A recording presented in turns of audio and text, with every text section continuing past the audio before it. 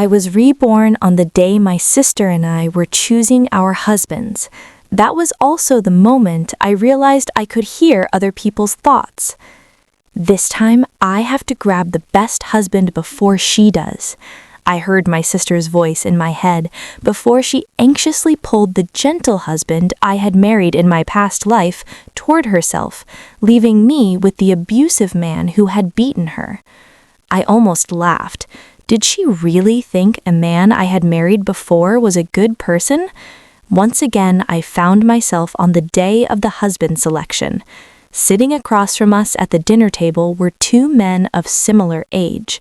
One was Logan Carter, the eldest son of the Carter family, cold and distant by nature. The other was Ethan Carter, the youngest son. Though technically illegitimate, he was mild-mannered and gentle on the surface. This time, I have to grab the best husband first. My sister's voice echoed in. I glanced at her, but she hadn't spoken. She was simply staring at Ethan. "Just wait, I'm going to take you away this time." Her voice came again, and that was when I realized not only had I been reborn, but I could also hear people's thoughts. And judging from what my sister had just said, she had been reborn too. Otherwise, there was no way she would be thinking like this. Sure enough, the next second, she walked over and sat beside Ethan, looking at him shyly. "Hi, my name is Sophia Evans. I like you," she said coyly. At that moment, my father suddenly spoke. "Susan, since your sister has already chosen Ethan Carter, then you will marry Logan Carter."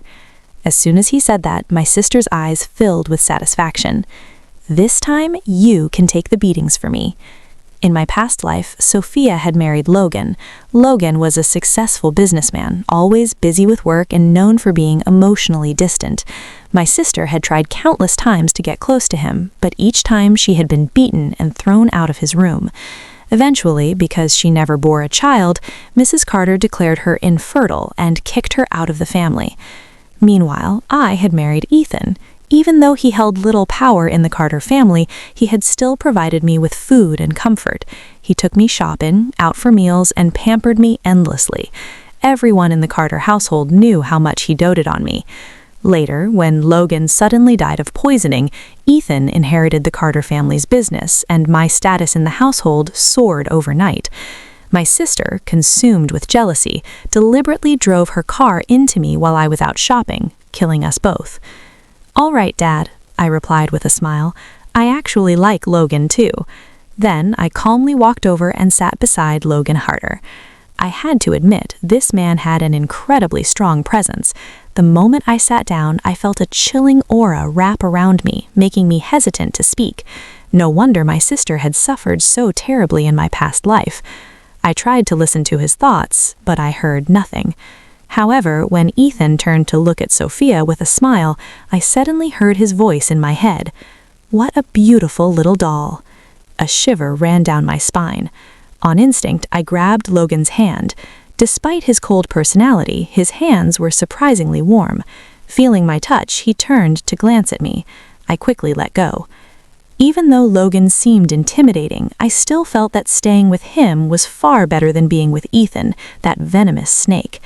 This time, I was determined to change my tragic fate.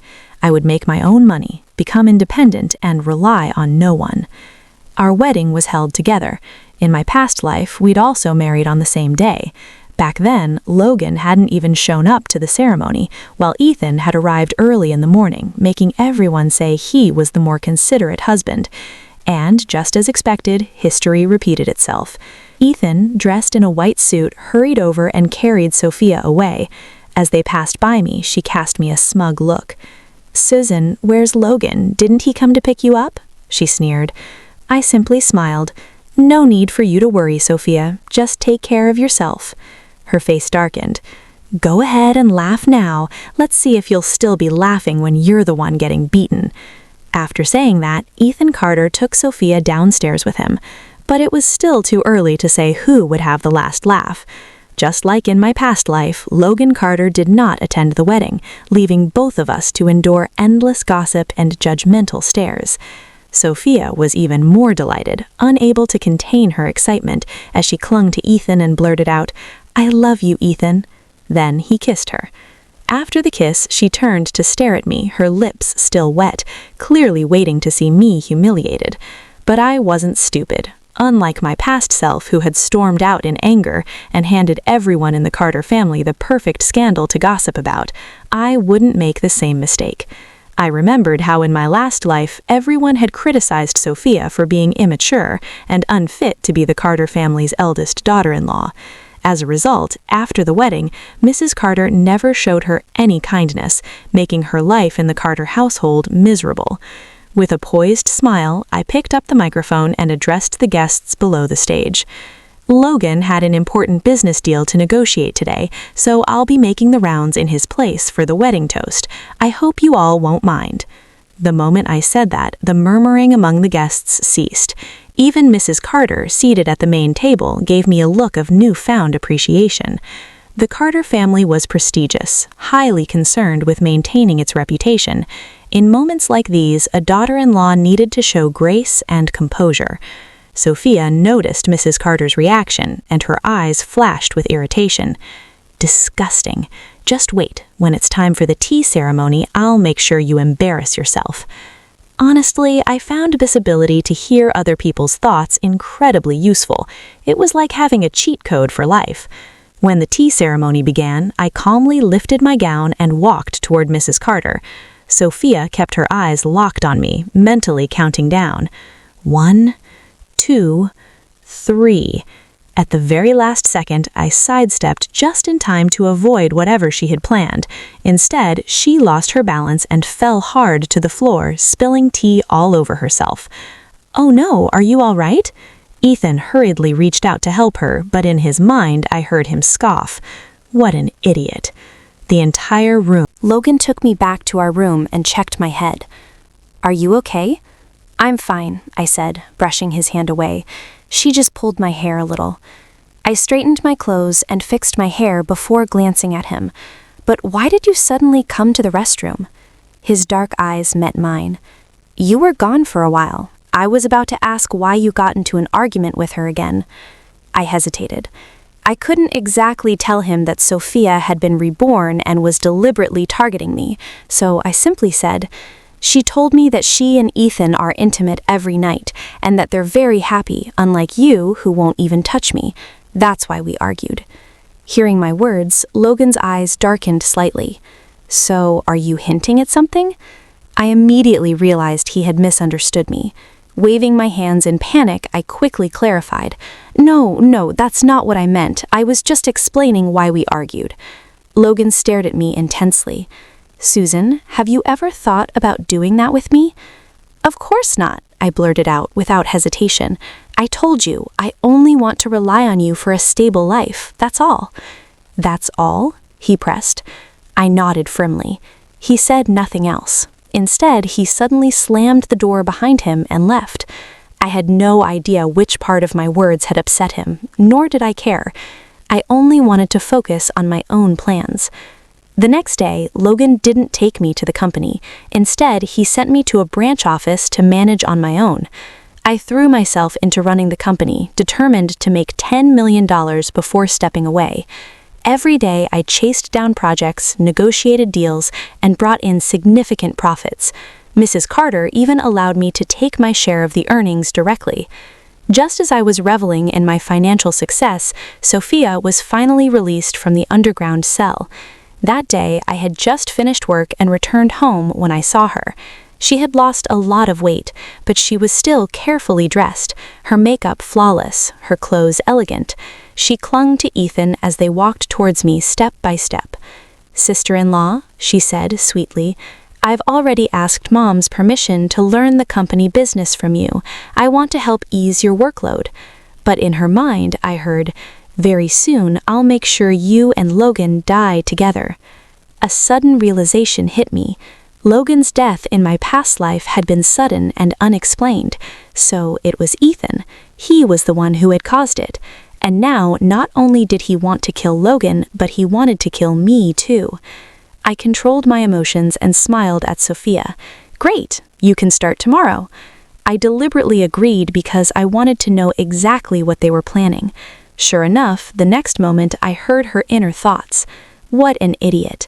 Just wait, I'll kill you both soon and live freely. So she had spent days in the underground cell but was still clear-headed. Too bad she didn't know I could hear her thoughts. There was no way she could kill me. Logan had died from poisoning in my past life. Now I recalled the time I had seen a cabinet full of colorful vials in Ethan's basement. Back then, he had frequently used them to experiment on me. Sometimes they made me pass out, other times they sent my body into overdrive. Thinking about it now, those were probably his poison samples. I brought Sophia to the company and made her start as an intern. She had learned to hide her emotions now, agreeing to everything I said without hesitation. I knew exactly why she was meticulously plotting murder. Ethan wanted Logan and me dead, but Sophia, she wanted Ethan dead too. That was something I could use to my advantage. It didn't take long before I set my plan in motion. Behind Logan's back, I went to find Ethan. I knew him well. He liked obedient women. That's how I survived by his side for so long in my past life. So this time I deliberately dressed provocatively and looked at him with faint admiration. "Ethan, I like you." His interest was immediately piqued. "Sister-in-law, aren't you afraid my brother will kill you?" I bit my lip, pretending to be shy. "I've always wanted to be with you." Then I lowered my voice and added, "And I have something important to tell you." He leaned in, intrigued. "Sophia wants to poison you," I whispered. "Yesterday at the company, I overheard her talking to a man about doing it." Ethan's face darkened instantly, fury burning in his eyes. "Are you serious?" "Of course. She told you that you always hit her, so she's going to kill you. She wants to rise to power on her own." Because of my past life memories, I knew exactly how to manipulate him. Hearing my words, Ethan believed me completely. His deepest, darkest secrets, his violent nature, his cruelty, were known to only Sophia and himself. No one else could possibly know them. "That bitch," he spat. "I'll make her pay." Then he turned to me with a sly grin. "Sister-in-law, just wait. Once I get rid of both Logan and her, you'll be my wife." After saying that, Ethan left. I almost laughed. Did he really think I was that stupid? There was no way I would ever follow him. Without wasting any time, I went straight to Logan. His life didn't directly affect me, but in this life, he had helped me. He had given me opportunities to earn money, and had even taken the time to share business strategies with me. When I entered his office and told him everything, he looked surprised. "Do you have any proof that Ethan wants to kill me?" I pulled out a voice recorder and played back our conversation. The first part was me deliberately seducing Ethan to gain his trust. Even I cringed at how flirtatious I sounded, so I quickly explained. I was just pretending to gain his trust. Logan didn't respond, but his face darkened slightly. Sensing the change in his mood, I wisely shut my mouth. The next second, he suddenly pulled me into his arms. The scent of pine wood surrounded me, and I could hear his heart beating steadily against my ear. I froze completely, caught off guard. He looked down at me, his gaze intense. "Susan, I advise you never to have thoughts of betraying me. As long as you are my wife, you should remain loyal to me." This idiot, how did he twist the situation into this? "Forget about that for now," I said, shifting the conversation. "The important thing is that your brother is planning to kill you. What do you want to do about it?" Logan's expression remained indifferent. "Let's see if he actually has the ability to kill me. If he fails, then it's he who dies." It was as if he didn't take Ethan's scheme seriously at all. That night, instead of staying cautious, he even brought me to a banquet, saying it would help with the branch company's development and allow me to meet potential clients. As soon as we stepped inside, I could feel the weight of countless stares. Most of them weren't friendly. Men are all the same. If I had known, I wouldn't have brought her along. I suddenly heard Logan's inner voice and turned to look at him in shock. His face was completely empty of expression. Did he just think that? What did he mean by that? Sensing my gaze, he looked down at me. "What's wrong?" I quickly shook my head. "Nothing." But then I heard another thought from him. "She's so clueless." I was stunned. The cold and arrogant company CEO in my memory was thinking this? I forced myself to stay calm and kept my emotions in check. After the banquet, Logan took me home. Sophia and Ethan were waiting for us in the living room. Sophia smiled warmly and invited us to eat. Ethan, on the other hand, couldn't stop staring at my chest. Then, with an easygoing grin, he said, "Brother, sister-in-law, Sophia and I bought some really nice ingredients today. Come eat with us." Could he be any more obvious? I genuinely couldn't understand how Logan had fallen for such a pathetic trap in my past life. The dining table was filled with delicious dishes, but I didn't dare take a single bite. Under the table, I reached for Logan's hand and squeezed it as a warning, but before I could react, he hadn't already picked up his chopsticks and taken a bite. "It tastes good," he said casually. "Let's all eat together." Sophia and Ethan exchanged a quick glance, their eyes flashing with delight. Panic surged through me. I dug my nails into Logan's hand, trying to get him to stop, but he didn't even flinch. I literally told him they were trying to kill him. Why is he still eating? As soon as that thought crossed my mind, both Logan and Sophia collapsed onto the table. Mrs. Carter stormed in at that moment, her face livid. "Guards, take these two filthy traitors to the underground cell. They are never to leave again." I barely had time to process what was happening before Logan turned his head towards me, his lips curving into a faint smirk. "Susan, I'm not as foolish as you think. I already informed my mother to install security cameras throughout the house. The moment Ethan spiked the drinks, we switched them out. Instead of poison, they're the ones who drank sedatives." Then his voice lowered slightly. "But you seemed really scared for me just now. You're not falling for me, are you?" For some reason, my heart started racing at his words. "I'm not," I said quickly. "I was just afraid that if you died, I'd have no one to rely on." He let out a brilliant smile. "Is that so?" With Sophia and Ethan locked away in the underground cell, I finally breathed a sigh of relief. The two people I feared most were now out of the picture. I had also made enough money. Now the only thing left was to bring up divorce with Logan.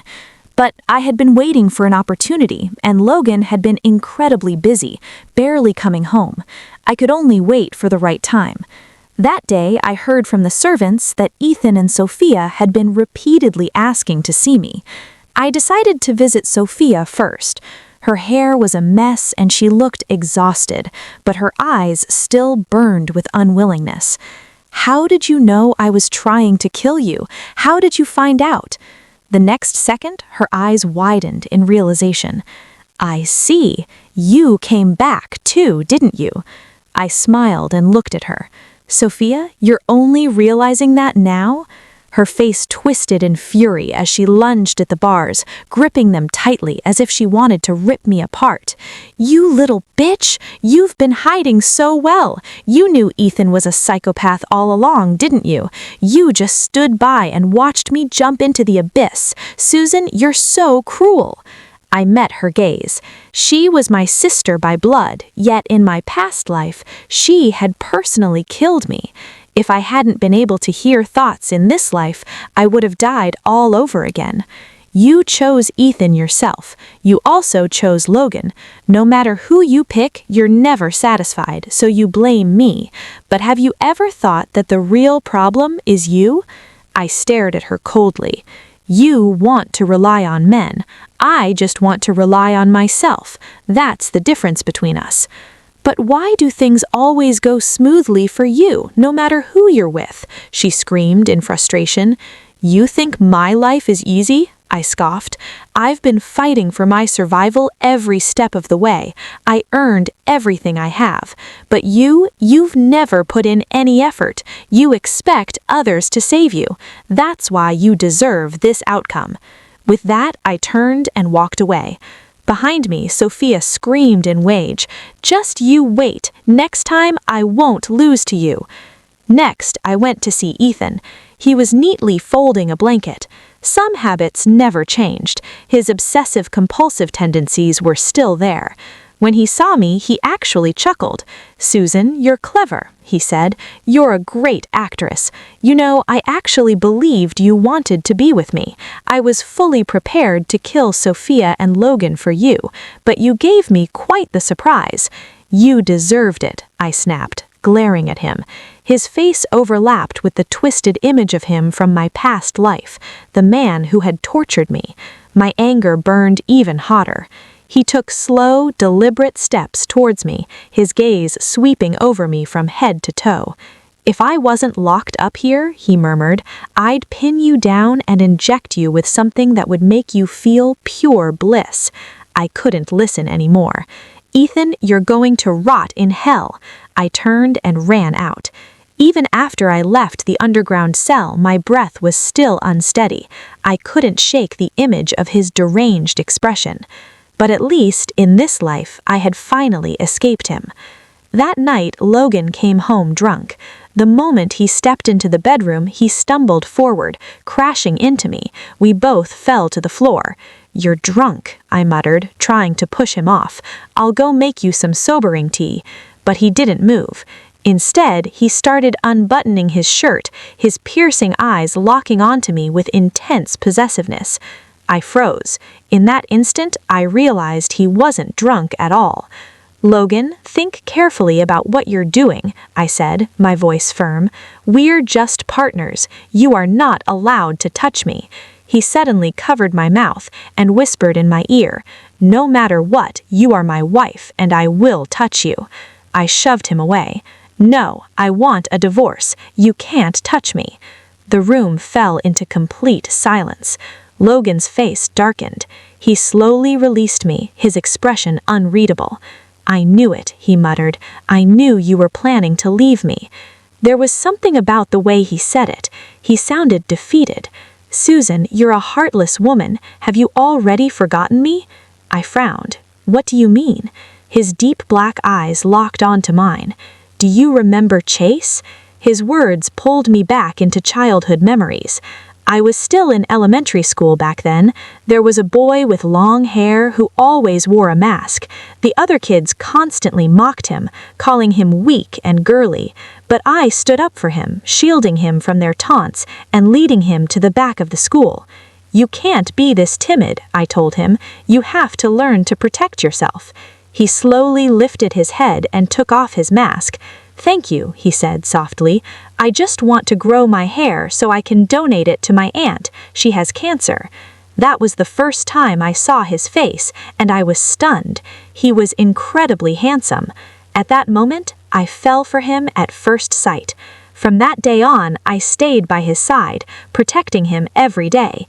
He told me his name was Chase. Later, his aunt passed away and he moved away. "I've been looking for you all these years," Logan continued, his voice low, "until the day I discovered I could hear your thoughts. I didn't realize